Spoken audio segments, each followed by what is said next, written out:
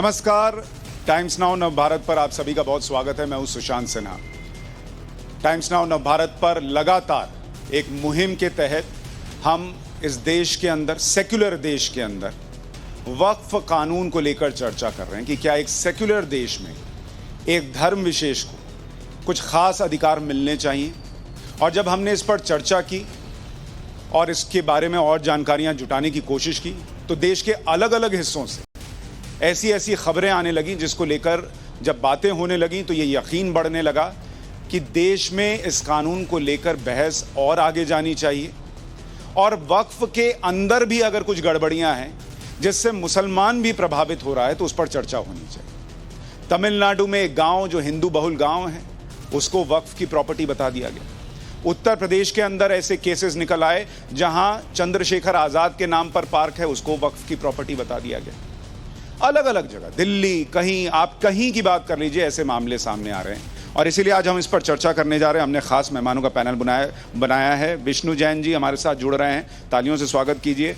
इस मुहिम को आगे ले जा रहे हैं वो विष्णु शंकर जैन जी के अलावा विजय शंकर तिवारी वीएचपी के प्रवक्ता हमारे साथ, निगत अब्बास पॉलिटिकल एनालिस्ट हमारे साथ हैं, जबीरुल कादरी हमारे साथ जुड़ रहे हैं, इस्लामिक स्कॉलर हैं, हाजी मेहरुद्दीन रंगरेज इस्लामिक स्कॉलर जुड़ रहे हैं और बिलाल खान साहब एडवोकेट हैं हमारे साथ जुड़ रहे हैं। आप सभी का बहुत स्वागत है।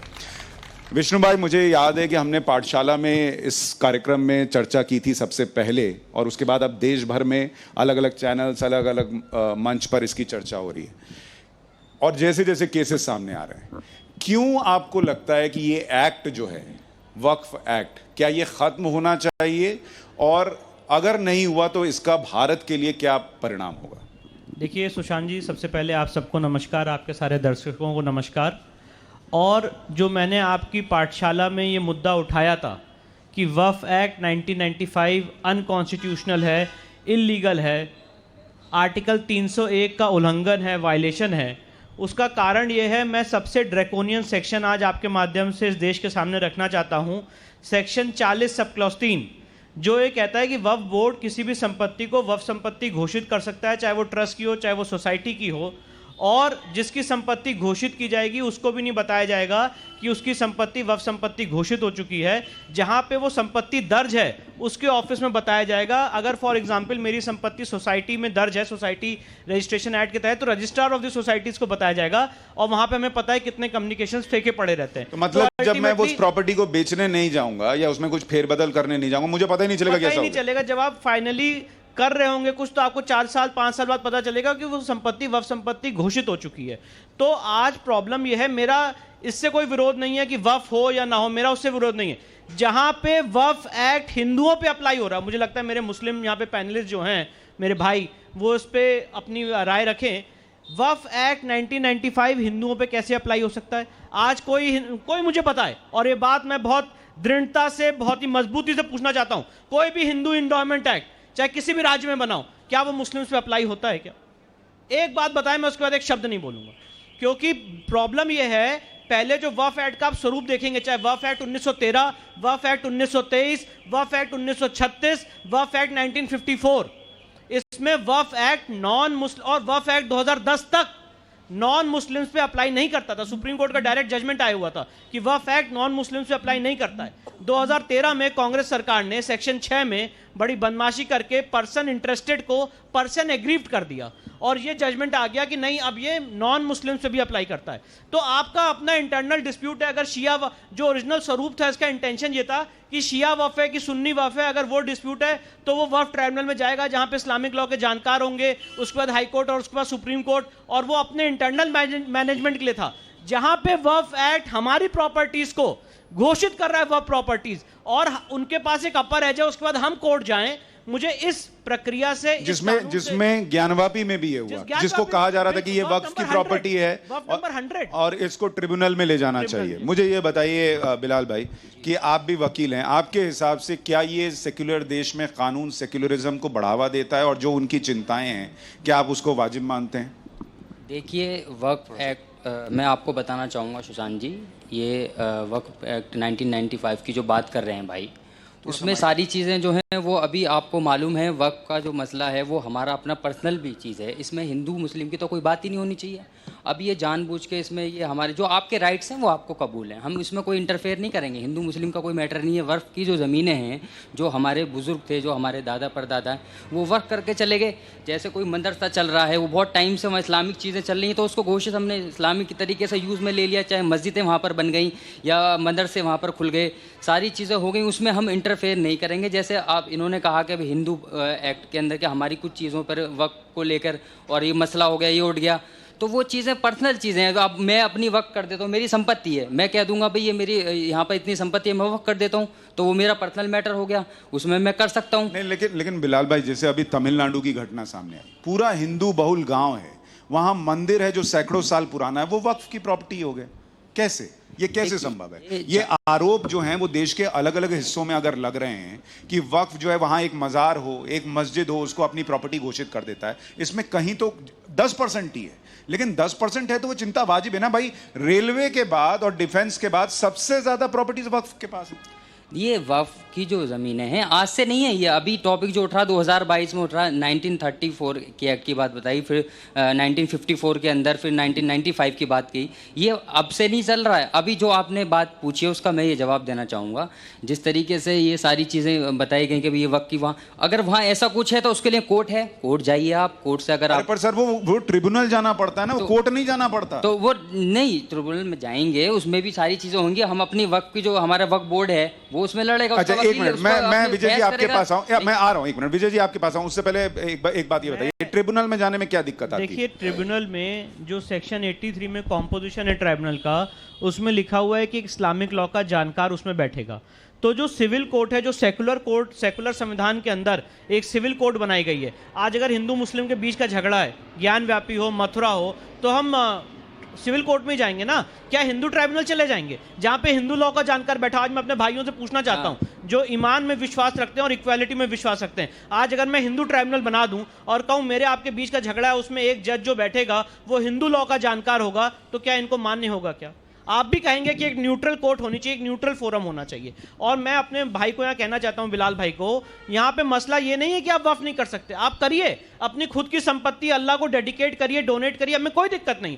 जहां पे आप मेरी संपत्ति वक्फ संपत्ति घोषित कर रहे हो वहां पे विरोध है। जहां पे आप चंद्रशेखर आजाद पार्क को, जो एक पब्लिक पार्क है, उसको आप वक्फ घोषित कर रहे हो, वहां पे विरोध है। जहां पे आप सेक्शन 104 में कह रहे हो कि कोई नॉन मुस्लिम भी वक्फ कर सकता है जो अल्लाह में विश्वास नहीं रखता है, जो कन्वर्जन को बढ़ावा देता है, वहां पे विरोध है। जहां पे आप सेक्शन 101 में वक्फ के जो मुतवल्लीज हैं, उनके वक्फ डीड में जिनका नाम है, उनको पब्लिक सर्वेंट का दर्जा दे रहे हो, जो किसी पुजारी, पुरोहित, शंकराचार्य, महंत के लिए नहीं है, वहां पे विरोध है। जहां पे वक्फ को आप पैरेलल गवर्नमेंट का दर्जा दे रहे हो, सेक्शन 89 में अगर केस फाइल करना तो उनको नोटिस देनी पड़ेगी, वहां पे विरोध है। जहां पे वक्फ के सर्वे के लिए पैसा राज्य सरकार वहन कर रही है सेक्शन 8 में, वहां पे विरोध है। क्या यह सेक्शन आर्टिकल 27 का वायलेशन नहीं है? और मुझे बताइए, आज आपके माध्यम से मैं पूछना चाहता हूं, और ये बात बहुत संजीदगी से पूछना चाहता हूं, इस देश का कोई भी लीगल न्यूमनरी मुझे एक बात बताए, और जरा बताए कि ऐसा हिंदुस्तान में कोई एक्ट या कानून है क्या कि हिंदू, क्रिश्चियन, जैन, बुद्ध,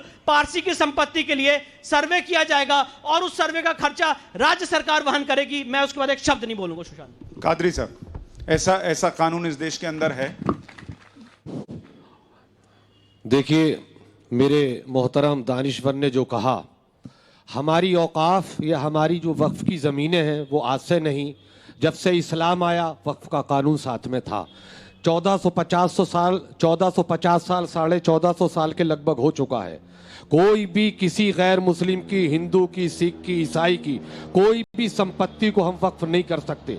हर वाकिफ का इख्तियार है कि वो अपनी ज़मीन को, एक पहले वो एप्लीकेशन लिखेगा, एप्लीकेशन लिखने के बाद वो वक्फ बोर्ड जाएगा और जाने के बाद कहेगा कि मेरी 10 बीघे या 2 बीघे या मेरा एक बीघे का मकान या आधा बीघे का या इतना जो मेरा ज़मीन है, मैं इसको अपनी रजामंदी के साथ, अपनी औलाद के सारे मशवरे के बाद मैं इसको वक्फ करना चाहता हूं, ताकि मेरी ज़िंदगी में या मेरी ज़िंदगी के बाद जो भी क्या नाम है, गरीब हैं, गुरबा हैं, बेबाएँ हैं, जिनका नहीं है, उससे इसका खर्चा इसकी ज़मीन से या इसके किराए से या इस्तेमाल के बाद वक्फ बोर्ड के जो भी इस्तेमाल उसको हासिल है, उसके बाद वो इसको करेगा। कोई भी किसी भी गैर मुस्लिम की ज़मीन को वक्फ बोर्ड अपनी तकसीम नहीं कर सकता। हाँ, उसमें एक देखना ये है कि अभी जैसे इन्होंने चंद्रशेखर उसका पार्क का एक नाम लिया, हो सकता है कि पुराने जमाने में वो रहा, उसके सारे कागजात वक्फ के पास होंगे। हम किसी की जमीन के ऊपर ये दावा नहीं कर सकते ये हमारी है, लेकिन ये है कि वक्फ बोर्ड में जाने के बाद कादरी भाई, मेरा एक प्रश्न तो लग सकता है। आप ये तो मानते हैं, इसके नाम है कादरी भाई, आप ये तो मानते हैं कि इस देश में मुसलमानों की आर्थिक स्थिति बहुत अच्छी नहीं है, मानते हैं? जी। हिंदुओं से बहुत ज्यादा खराब है, माइनॉरिटी भी है, ठीक है? जिस देश में मुसलमानों की इतनी आर्थिक हालत खराब है, उस देश में मुसलमानों के पास इतनी संपत्ति दान करने के लिए कैसे आई कि रेलवे और डिफेंस के बाद सबसे ज्यादा संपत्ति वक्फ के पास है? देखिए, मुसलमान का एक तरीका है, वो जिंदगी में जब जीता है तब भी उसके अंदर रहता, फिर दूसरी तरफ आप सवाल ना कर ले कि वहां ये हो रहा वहां ये। इसी हिंदुस्तान के कानून में हिंदुस्तान के लोगों ने हिंदुस्तान का वक्फ बना, कहीं बाहर के आने के बाद संपत्ति कहां से आई वक्फ करने की? मैं ये पूछ रहा हूं, एक मिनट इनके पास जवाब बताइए। यही के लोग संपत्ति आप दान दे रहे हो और मुसलमान गरीबी में। देखिए सुशांत जी, मैं बताना चाहूंगा कि वो संपत्ति कैसे आई। जब 1947 में देश का बंटवारा हुआ, जितने लोग यहाँ मुसलमान थे वो सारी संपत्ति अपनी वक्फ करके गए। ये है वो वक्फ प्रॉपर्टी। तो आप ये कह रहे हैं, एक मिनट, आप ये कह रहे हैं आजादी के पहले यहाँ मुसलमान इतनी अच्छी स्थिति में थे कि पूरे इंडिया में 35% तो सरकारी नौकरियों में थे, इतनी जमीन उनके पास थी कि वो वक्फ करके चले गए, और वो वक्फ की भी जमीन रेलवे और डिफेंस के बाद सबसे ज्यादा। बिल्कुल बिल्कुल, तो मुसलमान यहाँ एकदम गदगद थे। बिल्कुल, कितने मुसलमान थे? देखिए आज आप लगाइए, उनकी जितनी वक्फ की प्रॉपर्टियां हैं, उनके कागजात हैं, वो वैसे नहीं है कि दिखाओ जी। अच्छा, मुझे एक बात बताइए, एक मेरा प्रश्न और है, एक मेरा प्रश्न है विजय शंकर जी, मेरा एक मिनट, मेरा प्रश्न है विजय शंकर जी, एक मिनट विजय शंकर जी, मेरा एक प्रश्न है। इनका तर्क यह है कि जो यहां से पाकिस्तान गए उन्होंने यहां की जमीन वक्फ कर दी। बॉस, जिन्होंने इस देश को अपना देश नहीं माना, वो इस देश की जमीन वक्फ करके चले गए। देखो सुशांत जी, उसको माने हम। देखो जब तुमने इस देश को नहीं माना, इस सरजमीन को नहीं माना, और तुम जमीन किसी के नाम करके चले गए, उसको हम मानेंगे? देखो सुशांत जी, दो घटनाएं मैं बताता हूं। अभी आप तमिलनाडु की बात कर रहे थे, थिरुचंथारी गांव है, वहां पर 1500 साल पुराना एक मंदिर है और हिंदू बहुसंख्यक गांव है वो। एक किसान ने अपनी ज़मीन बेची, कलेक्ट्रेट गया, वहाँ जब रजिस्ट्री कराने लगा तो वहाँ मना कर दिया गया, बोले आप नहीं कर सकते क्योंकि ये वक्फ की ज़मीन है, आप उनसे NOC लेकर के आइए। यानी वो गांव जहाँ पर 1500 साल पुराना मंदिर है, अभी कादरी साहब कह रहे थे कि 1450 साल, एक मिनट कादरी साहब, 1450 साल पहले इस्लाम आया, और जिस गाँव में 1500 साल पुराना मंदिर है उस गाँव की ज़मीन भी वक्फ कर दी गई। अभी दिल्ली में जाइए, दिल्ली में जाने आप आज़ादपुर मंडी के पास में एक फ्लाईओवर बना हुआ है, वो 30 साल से पहले बना हुआ है, और घोषणा ये की जा रही है। एक मिनट सुनिए, उनका रिएक्शन हो जाए, फिर मैं आपको मौका देता हूं। जब ये विमर्श आया तो चर्चा हुई, ये जो मजार है इसके ऊपर, ये 1950 से बनी हुई है। यानी वो जो फ्लाईओवर है वो 30 साल से कम साल का है, और वो मजार 50 साल से ऊपर, यानी 70 साल की हो गई वो। दूसरी बात, संकट क्या है कि अगर कोई भी जमीन वक्फ में गई, वो अल्लाह को समर्पित, कोई भी दुनिया का आदमी उस पर दावा नहीं कर सकता है। और जो 40,000 मंदिरों की जगह कब्जाई गई और कहीं ना कहीं उनमें वक्फ में गई हैं, क्योंकि एक 1991 में एक एक्ट आ गया, इसलिए आप उस पर दावा नहीं, यानी मंदिर की ज़मीन पर, हमारी ज़मीन पर हम इसलिए दावा नहीं कर सकते कि 1991 का एक एक्ट आ गया, और वक्फी ज़मीन पर इसलिए दावा नहीं कर सकते क्योंकि वो अल्लाह को समर्पित हो गई।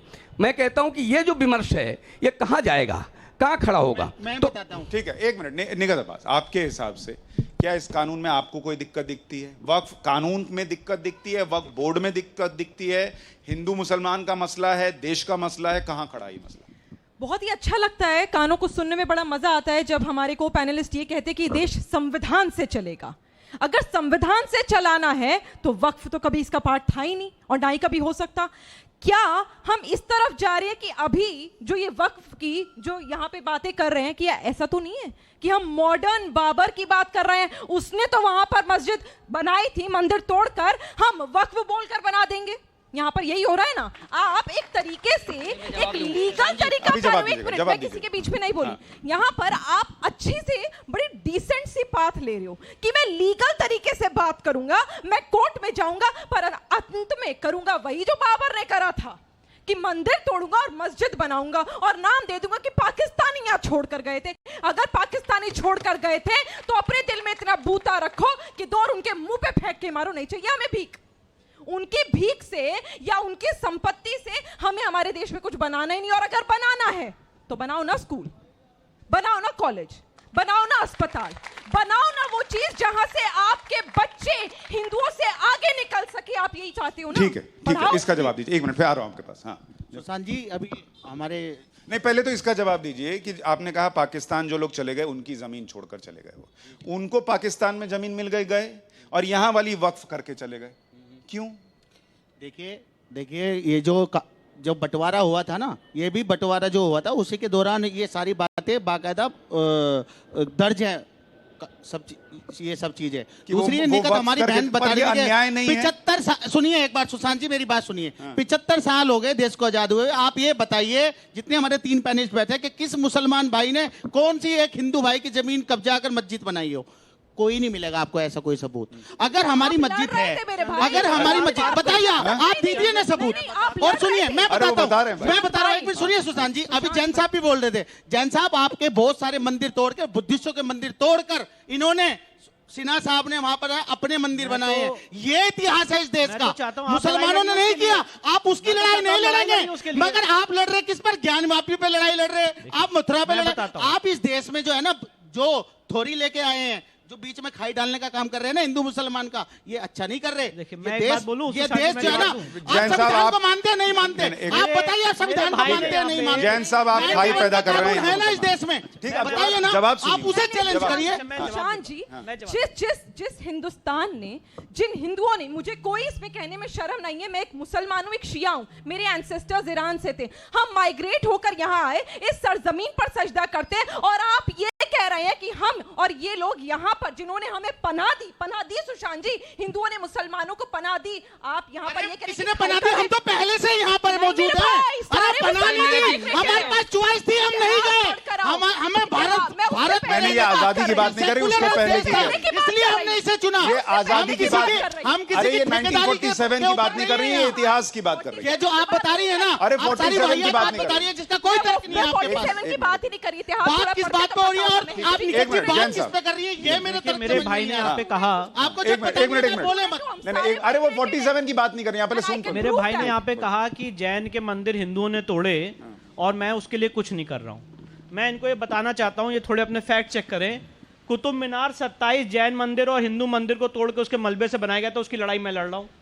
और मैं इनसे चैलेंज करके उदाहरण देना चाहता हूँ, मेरे भाई मुझे फैक्ट्स ला के दें जहाँ पे जैन मंदिर को किसी हिंदू ने तोड़ा हो, और अगर मैं उसकी लड़ाई ना लड़ूं तो मैं जो उसके बाद एक शब्द नहीं बोलूंगा। ये मुझे लाके फैक्ट्स दें। और इनके एक मिनट कर रहे हैं ना, आप ये पब्लिक सिटी के लिए कर रहे हैं। आप जो कर रहे हैं ना जैन साहब, ये चीफ पब्लिक सिटी के लिए कर रहे हैं। हम और आप मिल जाए, नहीं तो आपका कोई ऐसा केस है जो आप जीते हो। उनको लगता है कि मैं पब्लिसिटी के लिए कर रहा हूं, तो इनकी सोच है। मैं इनका जवाब मेरिट्स पे देना चाहता हूं, मैं पर्सनल अटैक नहीं करना चाहता अपने भाई पे। मैं कहना चाहता हूं, आज इन्होंने ज्ञान व्यापी का इशू उठाया और एक ईमान की बात उठाई। आज जो मैं लड़ाई लड़ रहा हूं ना सुशांत जी, उसका मूलभूत मुद्दा ये है, और ये बात मैं बहुत ही कन्विक्शन से मानता हूं, चाहे मस्जिद हो, चाहे मंदिर हो, चाहे चर्च हो, आप किसी को तोड़ के दूसरे धर्म का स्थल नहीं बना सकते हैं। अगर आज ये उदाहरण मिलता है कि मेरे मंदिर को तोड़ के मस्जिद में कन्वर्ट किया गया है, इस्लाम के हिसाब से भी वो जायज नहीं। इन्होंने कहा कि ऐसा कोई उदाहरण नहीं मिलता है। आज आपको पता है, मुझे पता नहीं भाई ने कैसे बोली ये बात, ऑन रिकॉर्ड आज जो मुस्लिम पक्ष है ज्ञान व्यापी में वफ नंबर जो 100 कह रहा है, मान रहा है कोर्ट में कि ये हमारे बादशाह आलमगीर ने हिंदू मंदिर को तोड़ के बनाया और इसको हमें दिया जाए। आज जो टाइटल क्लेम कर रहे हैं ज्ञान व्यापी में, मंदिर तोड़ने के बाद औरंगजेब ने जो वहां पे मस्जिद बनाई है, उस मस्जिद का नाम आलमगीर मस्जिद है, इस आधार पर टाइटल क्लेम कर रहे हैं। तो ये जो बात, और ये तो कई इतिहास के पन्नों में लोग अब कह रहे हैं कि हम मानते हैं कि मंदिर तोड़ के मस्जिद बना था, लेकिन नहीं, एक मिनट, नहीं, लेकिन नहीं छोड़, अभी एक मिनट रुकिए, अभी मत पूछिए। पब्लिक भी है, वो भी तो पूछेगी वो कि हम नहीं छोड़ेंगे क्योंकि 91 का है। एक मिनट, पब्लिक का सवाल, अरे रुकिए एक मिनट, यहाँ सवाल कौन पूछ रहा है? यहाँ पूछ रहा है, एक मिनट, नहीं मैडम पूछ रही, पूछिए, एक मिनट पूछिए, खड़े होकर पूछिए, किससे है सवाल? एक मिनट, अरे सुनिए एक मिनट, प्लॉट के बदले प्लॉट दिया। अरे इधर तो सुन लीजिए, मुसलमान की प्रॉपर्टी, आप चीफ पब्लिक सिटी, अरे पूरा शो वक्फ की प्रॉपर्टी थोड़ी, आप एकदम कब्जा कर लिए। बोलिए। नमस्कार, मेरा क्वेश्चन इनसे है कि बीच वाले, हाँ जी, कि ये कह रहे हैं कि उस टाइम पे लोग सरकारी नौकरी में थे, अच्छी संपत्ति थी सबके पास, वफ में छोड़ के गए हैं।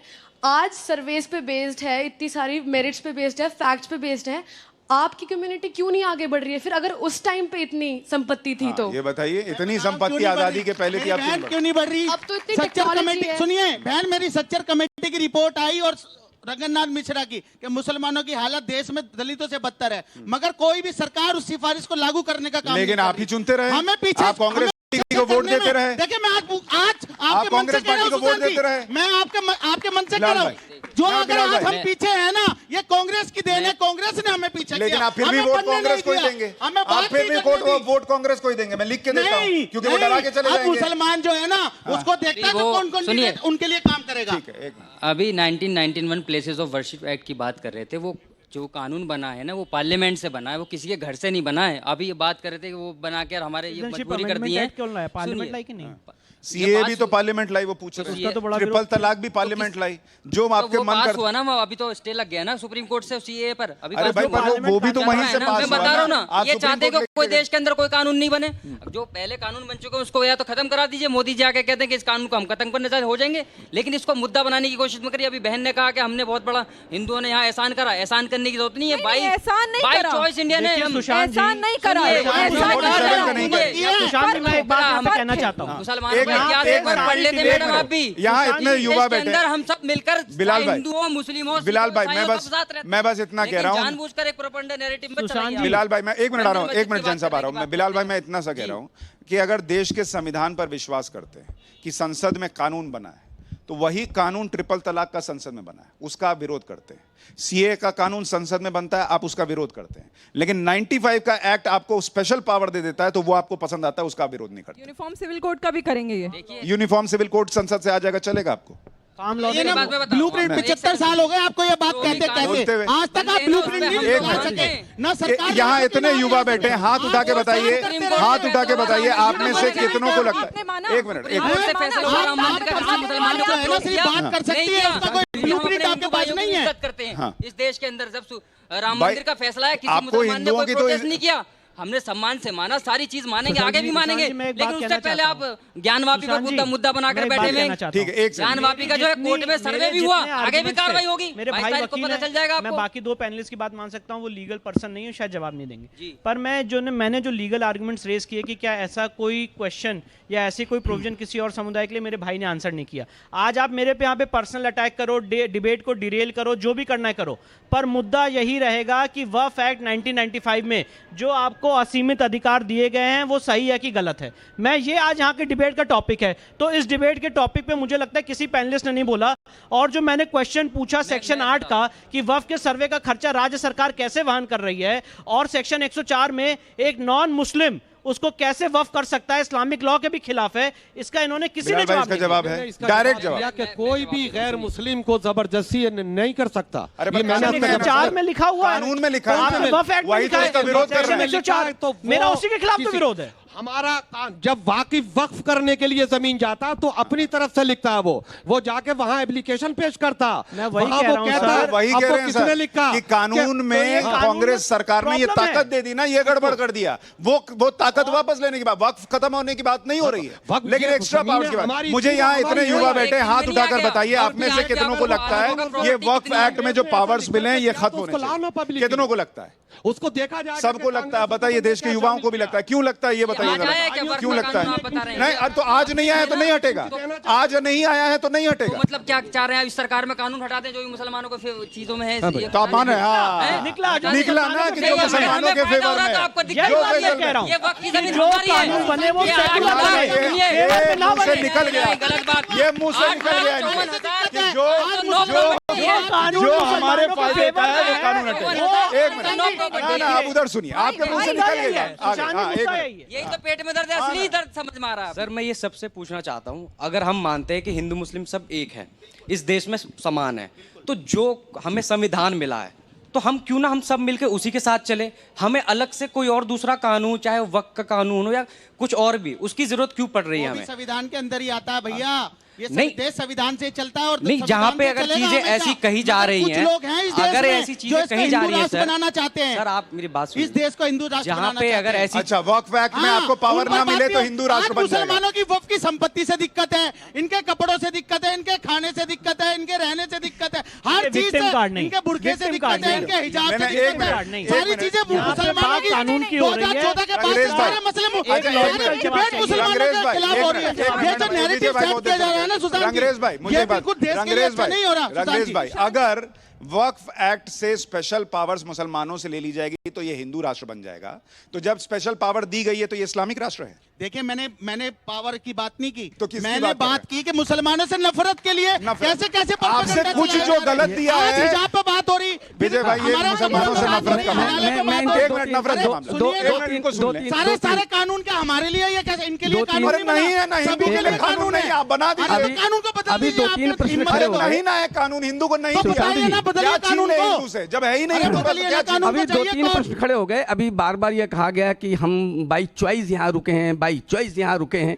लेकिन जब देश को आज़ादी मिली और यहाँ के चुनाव हुए तो मुस्लिम लीग जो थी, मुस्लिम लीग पाकिस्तान बनाने के पक्ष में थी। लेकिन जब चुनाव हुए जो भारत में रुक गए थे बाई चॉइस, उन्होंने देश के 90% मुसलमानों ने मुस्लिम लीग को जिताया था। तो ये बाई चॉइस ऐसे रुकते हैं क्या? यानी इस समय भी इसके बाद भारत का और बंटवारा कैसे हो, कहीं ना कहीं ये मंशा में रही होगी। और रही बात जो आप बात कर रहे थे कि जो पाकिस्तान गए और उन लोगों की वक्त में, तो वो शत्रु संपत्ति हो गई, वो भारत सरकार की संपत्ति हो गई। उस पर हाँ, इस पर वक्फ का कोई लेना देना नहीं है। इनको चिंता क्या है जो बार बार नफरत की बात कर रहे हैं? नहीं होगा। रंगरेज, मैं वही कह रहा हूँ, ये संविधान से चलने वाला देश कहने से है। होगा, एक दिन हमारे कहने से होगा, और जो बातें हम कह रहे हैं वो पार्लियामेंट तक पहुंचेंगे। जब तक ये और संविधान टाइम्स है भारत ना, उसका काम करेगा। कभी नहीं कर सकते। जब तक ये संविधान है ना, हमारी आप सभी तक नहीं कर सकते। रंगरेज भाई, बहुत सारे लोगों को ऐसे ही लगता था कि इस देश से 370 कभी नहीं हटेगा। हट गया। क्या हुआ? हट गया। तो ऐसे ही अगर फर्जी सेक्युलरिज्म के नाम पर ये होगा, देखिए अवाम के लोग मारे गए आज तक। रंगरेज भाई, अगर मुसलमानों को टारगेट करना होगा तो वक्फ खत्म करने की बात होती है, स्पेशल पावर एक्ट खत्म करने की बात नहीं होती। शंकर जी बात ठीक है मैडम, आप एक मिनट घर वापसी कराएंगे। एक मिनट, बस जैसे ही ये मसला होता है आप जीडीपी आ जाते हैं, जीडीपी पे आ गए, जीडीपी। अरे भाई मैं कह रहा हूँ वक्फ अपनी सारी संपत्ति, इतनी संपत्ति है, जीडीपी में योगदान दे, वक्फ योगदान दे। मैडम सर, मैं आपका नाम नहीं जानती, विजय जी से मेरा प्रश्न है। इन्होंने कहा कि मुस्लिम लीग पार्टी जो है मुसलमानों ने उसे वोट दिया, वो जिताया। आप मुझे ये बताएंगे कि बिना मुसलमान वोट के बीजेपी जीत रही है क्या? जीत गई? मुझे बताइए आप। बिना वोट मुसलमान देता ही नहीं है बीजेपी को वोट, अगर नहीं देता तो कैसे जीत गई और कैसे जीत जाती है? बताइए आप मुझे। बहुत बढ़िया प्रश्न उन्होंने किया। वैसे तो भाजपा के प्रवक्ता को उत्तर देना चाहिए, लेकिन मैंने कहा 90% मुसलमानों ने लीग को, ठीक है, और अभी चुनाव में आया 5-7% मुसलमानों ने भी भाजपा को वोट दिया है। तो हो सकता है वो 10% जो छोड़ दिए उन्हीं लोगों में वो। लेकिन दूसरी बात और मैं बात करता हूँ। असली बात क्या है कि जब आज हिंदू मुखर हुआ है, हिंदू बात कर रहा है, हिंदू अपनी बात पूरी तरीके से रख रहा है और इनके सारे कुकृत्यों पर जो पर्दा पड़ा हुआ तो वो खोल रहा है। बॉलीवुड तक उनकी फिल्में जो अभिव्यक्ति और देवी देवताओं को गाली देकर अभिव्यक्ति की आज़ादी के नाम पर चलती थीं, आज वो नहीं चल रही हैं। तब जाके इंग्लैंड में भी हिंदुओं में जाके हमला करते हैं, जाकर के इंग्लैंड में भी जाकर, भारत में भी गला काटते हैं आकर के। तो आप क्या कहेंगे कि वो बड़े समर्थक इस देश के? नहीं, लेकिन एक मिनट, भारत में गला काटने वाले सारे तो नहीं घूम रहे। ये जो बैठे हैं ये आपके क्या गला काट रहे हैं? इसको आप गलत टेंजेंट पे ले जा रहे हैं। हम चर्चा दूसरी चीज पे कर रहे हैं। जो नारे लगा रहे हैं धर्म संसद के नाम पे मुसलमानों की, हाँ तो गलत किया, वो भी गलत, मुसलमानों को गलत किया भाई। धर्म संसद में जिन्होंने बोला, अरे तो गलत किया, वो क्या बोलेंगे? मैं बोल रहा हूँ ना, गलत किया। हाँ, मेरा सवाल, मेरी बहन ने बहुत अच्छा सवाल रखा कि हिंदू राष्ट्र बनाने की यहाँ पर बात कर रहे हैं। आपने भी यही बोला था, हिंदू राष्ट्र बनाने की बात कर रहे हैं और मुसलमानों के खिलाफ बात की जा रही है। मैं ये जानना चाहती हूँ, भारतीय जनता पार्टी की सरकार, मोदी जी की सरकार हिंदू राष्ट्र क्या मुसलमानों के अकाउंटों में हजार हजार रुपए देके बना पाएगी? क्या जो पीएम आवास योजना के तहत घर देकर बनवा पाएगी? वो मुसलमानों को भी मिल रहा है। मेरी बहन ही जाएंगी सबसे पहले, अगर अकाउंट में पैसे डालेंगे मैं भी जाऊंगी। किसी को नहीं मिलता पैसा। अरे कोई पेंशन स्कीम मिलेगी। किसान रोडों पर, बेरोजगार रोडों पर। भाई मैं आप ही रिस्पॉन्ड कर दीजिएगा। यहाँ पर ना एजेंडा क्रिएट कर रहे हैं सुशांत जी, और हमें समझना पड़ेगा जो हम गजवा हिंद की पहले बात करते थे ना, आज आप उसी में एनरोलमेंट ले रहे हैं, क्योंकि आप व्हाट्सएप यूनिवर्सिटी से पढ़कर आए हैं। पिच पे बैटिंग कर रही है ना, नहीं, मैं तो कह रही हूँ, मैं आपको पिच बता रही हूँ, मैं तो स्टूडेंट्स को बता रही हूँ। व्हाट्सएप यूनिवर्सिटी से मत पढ़ना। रंगरेज जी, आप एक किसी को बोल रहे हैं। रंगरेज जी, ये भी आपके बगल में खड़े हैं, वो भी आपके बगल में खड़े हैं, आप नॉन स्टॉप बोल रहे हैं। ऐसे नहीं होगा ना भाई। माइनॉरिटी मिनिस्ट्री में जो स्कॉलरशिप्स हैं, क्या अगर मुसलमान बेटियां वो लेंगी तो आपको उससे दिक्कत है?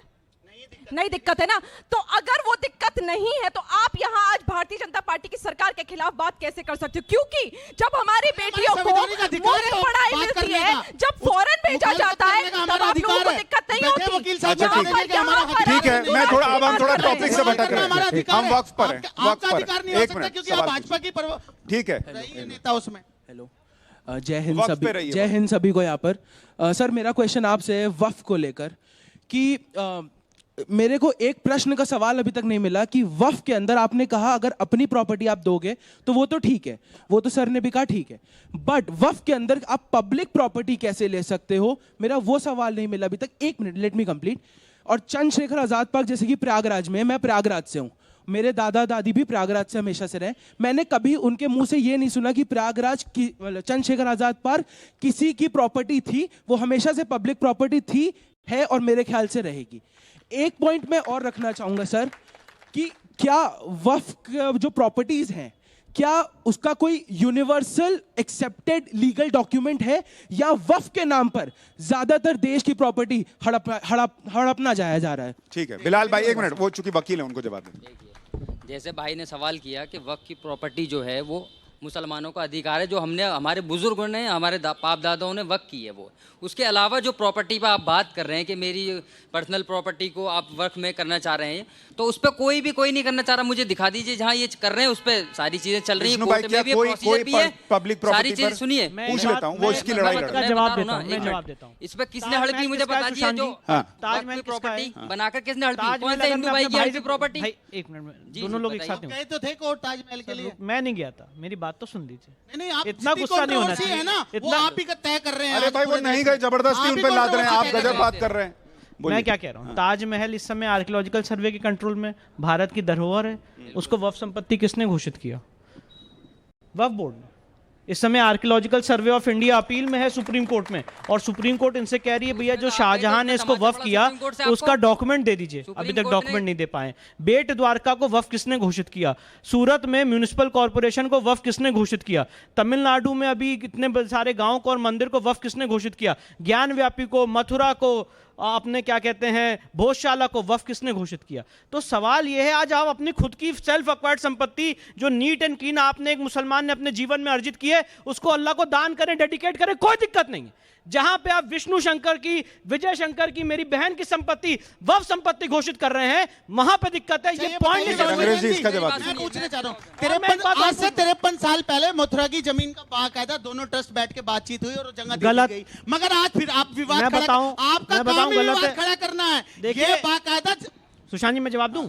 12 अक्टूबर, और मैं चाहूंगा मेरे भाई ने ये मथुरा का मुद्दा, पुरानी बात बता रहा हूं जो जमीन बेच चुके मथुरा जमीन तो लीजिए, आपने सवाल पूछा। 12 मेरे भाई ने भी बात कही मथुरा की, मैं मुद्दा छेड़ना नहीं चाहता पर इन्होंने छेड़ दिया, और मैं आज आपके चैनल पे ये बात कहना चाहता हूं बहुत मजबूती से। मेरे भाई जरा 12 अक्टूबर 1968 का जिस समझौते की बात करें उसको पढ़ें। वो श्री कृष्ण जन्मभूमि ट्रस्ट ने किया ही नहीं है, जो उसका ओरिजिनल ओनर है वो श्री कृष्ण जन्मभूमि सेवा संघ ने किया है मस्जिद से। मतलब जो बंटी बबली पिक्चर देखी ना सबने, ताजमहल भेज दिया था, ताजमहल मुसलमानों ने तो दे दी, छीनी तो नहीं ना, चिल्लाते रहोगे कैसे? छीनी तो नहीं ना, दिए है ना, चाहे उसको दी है चाहे उसको दी तो मंदिर के लिए ही है ना। आपने बंटी बबली पिक्चर देखी है जिसमें लोगों ने ताजमहल बेच दिया था? कुछ वैसे ही मथुरा की श्री कृष्ण जन्मभूमि में हुआ। अब जब मैं उसके लिए कोर्ट जाता हूं अपने लीगल हक के लिए लड़ाई लड़ने, अपने देवताओं के लीगल हक की लड़ाई लड़ने के लिए, तो कहते हैं कंट्रोवर्सी पैदा कर रहे हैं। आप मेरे मंदिर में आके मस्जिद बना लो, वहीं पे बैठे रहो जहां मेरे आराध्य पैदा हुए थे, वहीं पे बैठे रहो जहां पे ज्ञान व्यापी थी, तो कंट्रोवर्सी नहीं होगी। पर अगर हम छोड़ जाएं लीगल ढंग से, जो इतिहास में तलवारों के नोक पे हुआ, हम चाहते हैं उसको कलम से रेक्टिफाई किया जाए और एक मैसेज दें कि कलम की ताकत बड़ी होती है, तब आपको दिक्कत हो जाती है। रंगरेज भाई, बिलाल भाई, एक मिनट। रंगरेज भाई, आप कह रहे हो ये देश हिंदू राष्ट्र बन रहा है, इस सो कॉल्ड हिंदू राष्ट्र में आप खड़े होकर कृष्ण के वहां होने का सबूत मांग रहे हो। इससे ज्यादा अभी आपने कहा, अभी आपने कहा वहां सबूत तो दिखा दो एक आध की। इससे ज्यादा सेक्युलर देश क्या होगा? इससे ज्यादा पावर क्या होगी मुसलमानों के पास? की जगह दे दी मंदिर की ट्रस्ट के लिए। आप एक उदाहरण बताइए जो आपने कोई जगह दी मस्जिद के लिए। भाई पढ़े 1815 में, मगर ये 1815 में राजा पट्टिमल ने 13.37 एकड़ लैंड ब्रिटिश सरकार से खरीदा था, वक्फ ने नहीं खरीदा था। उसके डॉक्यूमेंट्स हमारे पास। आप कैसे आए वहां पे? दिखाओ ना करके आए। अरे दिखाओ ना, कोर्ट में दिखा दो ना, कोर्ट में दिखा रहे हैं लोग। वो कह रहे हैं आपको ये गुंडागर्दी की बहस एक बहन ने एक बड़ा प्रश्न किया था, मुझे लगता है कि आपके शो का कोई प्रश्न अनुत्तरित नहीं रहना चाहिए। हिंदू राष्ट्र की बात कर रही हैं। मैं कहता हूं जिस देश में 80% हिंदू रहता हो उसको घोषित करने की आवश्यकता है कि हिंदू राष्ट्र है कि नहीं है। और उदाहरण मैं बताता हूं, अभी 3 दिन पहले, अब तीन दिन पहले ईरान में एक लड़की बिना एक ही तरफ है दोनों लोग। एक मिनट, एक ईरान में 3 दिन पहले एक लड़की बिना हिजाब के, बिना दुपट्टे के घूम रही थी, उसकी हत्या हो गई। हमारी ये बहन यहाँ घूम रही है, मुझे लगता है घर से यहाँ तक आते हुए किसी ने छेड़ा तक नहीं होगा, कोई बात भी नहीं की। इसलिए कहता हूँ ये हिंदू राष्ट्र है, तब ऐसा हो रहा है। अगर ये ईरान एक मिनट जैसा होता तो ऐसी अपेक्षा नहीं कर सकते। विजय जी, ये देश संविधान से चलता है। उस संविधान में कहीं हिंदू राष्ट्र नहीं लिखा है, नहीं लिखा है। मैंने आप कहने को कुछ कह सकते हैं, ये हिंदू राष्ट्र उससे नहीं हो जाएगा। इसलिए कह सकते हैं कि साक्ष्य हमारे सामने है। आप साक्ष्य मानिए, 80% हो जाने से हिंदू राष्ट्र नहीं हो जाएगा। आपको जो अरे तो नहीं होगा ना, बोल दिया ना। फिर आप अब सवाल पूछिए, आप पूछो। आपको वक्फ की जमीन भी दे देते हैं, आप उस पर स्कूल बनाइएगा, हॉस्पिटल बनाइएगा, अनाथ आश्रम बनाइएगा। आप बताइए ये बात। और जो आप बोल रहे हैं वक्फ की जमीन, जैसे उन्होंने बोला, उन्होंने भी वो बात बोली थी कि आप मस्जिद बनाने के लिए मांग रहे हैं, आप मंदिर जहाँ पे बना हुआ है आप उसको बोल रहे हैं। उन्होंने बोला कि हमने आपको मंदिर की जमीन दे दी थी, तो आप वापस क्यों मांग रहे हैं? देखिए, वो हमारी वक्फ की हमारी जमीन है, हम उसके मालिक हैं। हम वहाँ स्कूल बनाएं, हम उस पर स्कूल बनाएं, मस्जिद बनाएं, मदरसा बनाएं, अपने गरीबों को छोटे छोटे मकान बना कर के रहने के लिए दें। वो हमारे बाप दादा, अजीज़ों अकारीब, जद्दे आला, वो हमको हक दे के गए हैं कि हम जा रहे हैं इसको गरीबों में, यतीमों में, मिस्कीनों में और दूसरे लोगों में इसको खर्च करना वो हमारा इख्तियार है, जो हमारे वाकिफ ने वक्फ के बाद मौकूफ को दिया है। उसमें किसी की इजारादारी, जागीरदारी नहीं है। अब मुझे बोलने दीजिए, फिर वो कहेंगे। अभी जो इन्होंने एक बात कही कि वो गैर मुस्लिमों में ये है, कोई भी मजहब, मैं हमेशा इस बात को कहता हूं, मजहब इस्लाम इतना छोटी चीज नहीं है, बहुत बड़ी चीज है। किसी का कत्ल तो क्या, किसी की दिल आजारी नहीं करता। अगर वहां किसी गैर मुस्लिम या मंदिर 1500 साल या 1600 के बाद अगर ये चीज आती है कि ये वक्फ की जमीन है या वक्फ की नहीं है, तो उस राज्य की हुकूमत, उस राज्य का वक्फ बोर्ड या वहां के जिम्मेदारान ये चेक करें कि अब 1600-1500 साल के बाद यहां पर मुसलमान इसको वक्फ की प्रॉपर्टी क्यों कह रहा है, उसके कागजात दे के जाएं। अगर उसमें कोई सच नहीं है तो हम उससे दस्तबरदार हो जाएंगे। मजहब इस्लाम गसब बिल इकरा बिल जबर चीज को अपनी नहीं बताता। 5000 साल पहले आया हक है ये, तो उसको क्यों वक्फ बोल रहे हैं? नहीं, एक चीज कादरी साहब ये बताइए कि मुगल जो हैं, मुगलों से आज का जो भारत का मुसलमान है उसको हम कनेक्ट तो नहीं करते। औरंगजेब आपके पूर्वज थे, ये तो नहीं बोलते। ठीक है, आप हिंदुस्तान के मुसलमान हैं। तो जो मुगल आए, बाहर से आए और उन्होंने यहाँ जमीन कब्जा ली और कह दिया कि ये हमारी हो गई, और उसको आप कहें कि ये तो वक्फ कर दी, ये तो सारी जमीन हो गई, तो फिर तो कुछ बचेगा ही नहीं। फिर तो पूरा देश वक्फ की प्रॉपर्टी हो जाएगा। फिर हम कहाँ खड़े हैं? हम वक्फ की प्रॉपर्टी पे खड़े। कल को ये टाइम्स नाउ का बिल्डिंग वक्फ की। देखिए, मुगल आइडिया आया क्या दिमाग में? बड़ा आंख चमकाया आप, मुझे लगा। ना मेरी तो भाई, मैं जहां काम करता हूं वहीं दूसरों पे कैसे दावा ठोक दूं? देखो सबसे दावा कौन कर लेगा बताइए? अरे जो है, आप ये बताइए, जो ज्ञानव्यापी की ये लड़ाई लड़ रहे हैं हमारे विष्णु शंकर जैन जी, क्या वहां मस्जिद बनी हुई है? नहीं, 500 साल से लड़ाई। अरे यही तो मैं कहना चाह रहा हूं, सालों से पहले मंदिर बना हुआ है। जो आप मेरे divide मंदिर पे and कब्जा ये जो करके करना बैठे हो। चाहते हैं देश में, जो खाई डालने का काम हाँ, करते मस्जिद हैं है ही हिंदू नहीं। मुसलमान मुझे के बीच मस्जिद में, नहीं दिखाई देती ये क्या कितना भी डाल ले मगर हिंदू मुसलमान एकता के साथ ही इस देश में रहेगा, कभी आपस में बिल्कुल किसी एकता के चीज साथ को लेकर रहेगा, कोई पर विवाद मुझे नहीं ज्ञान करेगा। व्यापी में और अभी मस्जिद तक नहीं ना दिखाई हुआ देती। है, मैं क्या और करूं? तुम चाहते हो कि हो मगर कभी नहीं होगा। यहाँ के मुसलमान इतनी मोहब्बत हिंदू भाई से करते हैं, इतने हिंदू भाई मुसलमान भाई से मोहब्बत करते हैं। कन्हैया कुमार के साथ किया, उमेश कोहले के साथ किया। माइक लीजिए। अरे अखलाक के साथ क्या किया, जुनैद के साथ क्या जैसे किया, कन्हैया अरे कुमार आपके के गुंडों ने साथ क्या किया, अरे आप तो चंदे, अरे राम मंदिर के नाम पर चंदा खाने वाले लोग आज सवाल पूछ रहे हैं, आज सवाल पूछ रहे हैं बैठ कर हमसे। एक मिनट, मैं ये कह रहा हूँ राम मंदिर के नाम पर चंदा खाने वाले लोग आज सवाल कर रहे हैं हमसे। सुशांत जी बराबर पर्सनल अटैक रंगरेज भाई, मैं ये कह रहा हूँ पर्सनल पे मत आइए, मुद्दे पे रहिए। और मुद्दे पे ही हैं हम, दूसरी मुद्दा है ये बात, भी। दूसरी बात, ये भी देश के पैसों से एक का घर से 1-1 रुपया लिया गया था, वो पैसा कहाँ है पूछिए, सवाल पूछिए। इन पर ईडी सीबीआई की जांच नहीं होगी। और किसका प्रश्न? बिल्कुल बर्दाश्त नहीं करेंगे। यहाँ माइक, अच्छा आप पहले बोलिए, महिला फर्स्ट, फिर आप। जय हिंद। मैं पूछना चाहूँगी, जैसे अभी इन्होंने तुरंत कहा कि भाई भाई रहते हिंदू मुस्लिम सब, फिर इन्होंने खुद ही कॉन्ट्राडिक्ट करते हुए हिंदुओं पे सारी बातें करने लगे। तो आप इतना कंफ्यूज क्यों हैं? आप इतना कॉन्ट्राडिक्ट क्यों कर रहे हैं? अपना ही स्टेटमेंट, एक बात पे रहिए ना आप। या तो भाई भाई हैं या जो आप अभी बोल रहे थे वो हैं। बात का जवाब दे रहा हूँ, है भाई जवाब देने में आप भाई हैं और एक ही वंशज की औलाद है हम सब लोग, कोई भी फर्क नहीं है हमारे में। तो आप फिर से अपनी ये जो फर्क डालने वाले लोग हैं वो दिख रहे हैं आपको इधर वाली साइड। मेरा कंसर्न यही है कि आप बस एक बात पे रहिए ना। हम मोहब्बत पैदा करते हैं, ये नफरत पैदा करते हैं, ये फर्क है। आप अभी बोल रहे हैं हिंदू मुस्लिम भाई भाई, फिर कह रहे हैं बिल्कुल है भाई भाई, बिल्कुल भाई भाई। अच्छा ठीक है, एक मिनट, निगत जी जवाब दीजिए। निगत जी आप क्या बोल रही थी, आवाज नहीं है। नहीं, मैं कह रही हूँ कि हिंदू राष्ट्र नहीं बनने देंगे का नारा तब से लगाए जा रहे हैं और कह रहे हैं हिंदू मुसलमान भाई भाई हैं और हम यहाँ पर नफरत नहीं फैला रहे। नफरत तो मेरे भाई आप फैला रहे। अब 1-1 रुपए वाली बात करी थी, सुशांत जी इनका जवाब दे दूं।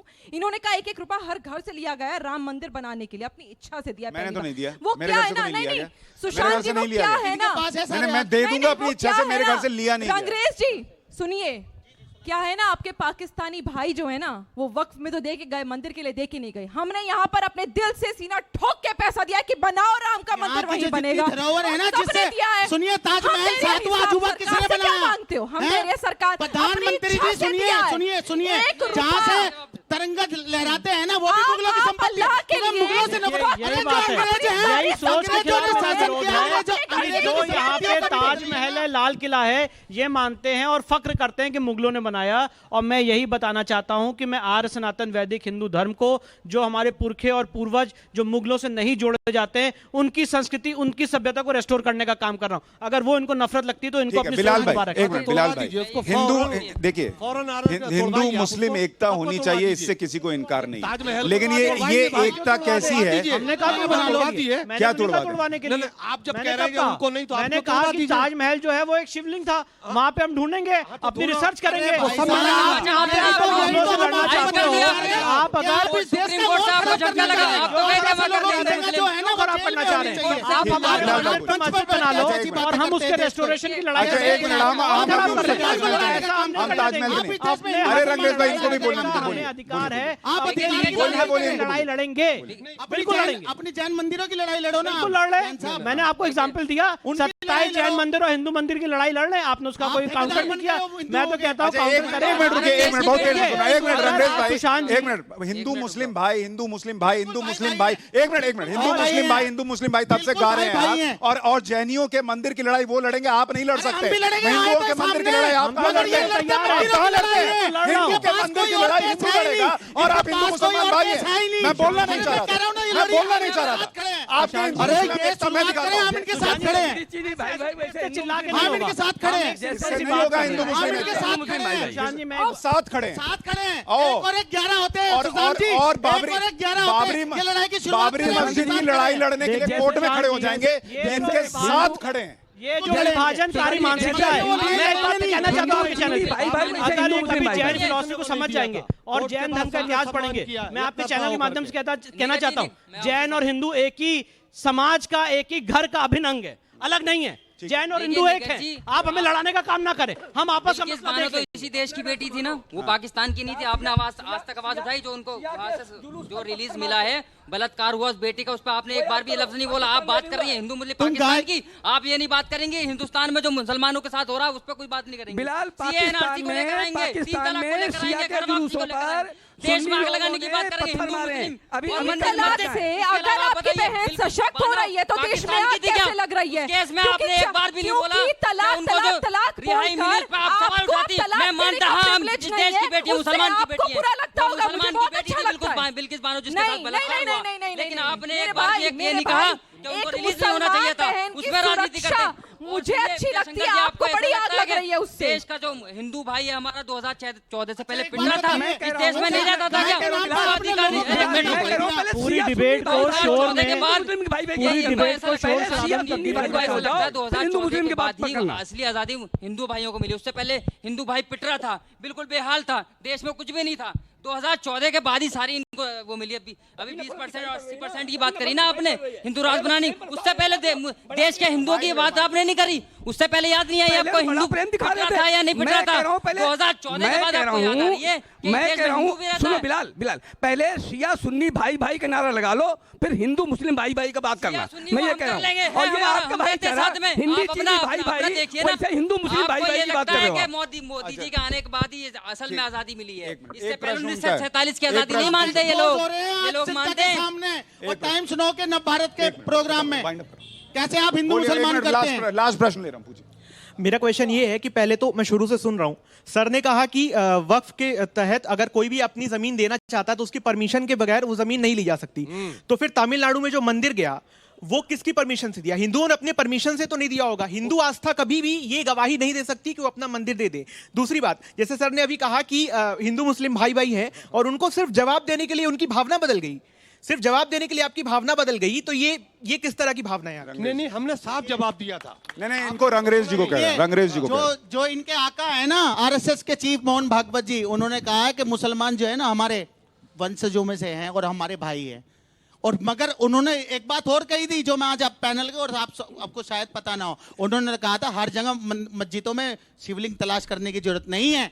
तो इसीलिए मगर कुछ लोग हैं इस देश में ऐसे जो हमारे और आपके बीच में खाई डालने का काम करते हैं। कुछ लोग हैं ऐसे जो हमारे और बीच में खाई डालने का काम करते हैं। छोड़ दीजिए, मथुरा छोड़ दीजिए, फिर ये बात करिए। अरे आपके कहने से कुछ नहीं होगा, उन्होंने कहा आपके कहने से कुछ नहीं होगा।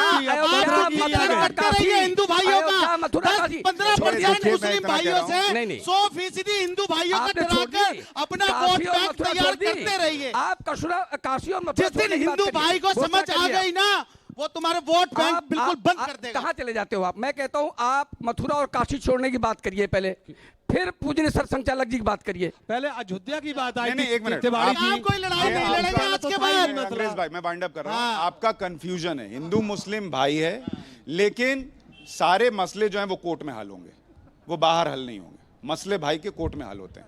तो ये हम लेकिन चर्चा आज कर रहे थे वक्फ एक्ट पर, और मसला जो है वो कहाँ घूमते हुए चला गया। लेकिन टाइम्स नाउ नव भारत पर ये मसला हम उठाते रहेंगे, ये चर्चा होगी वक्फ एक्ट को लेकर, वक्फ एक्ट में जो स्पेशल पावर्स मिले हैं उनको लेकर, तब कई चीज़ों पर स्पष्टता होगी और सरकार भी इस दिशा में सोचना शुरू करेगी, इसकी उम्मीद है। आप सभी का बहुत शुक्रिया आज इस शो में आने के लिए।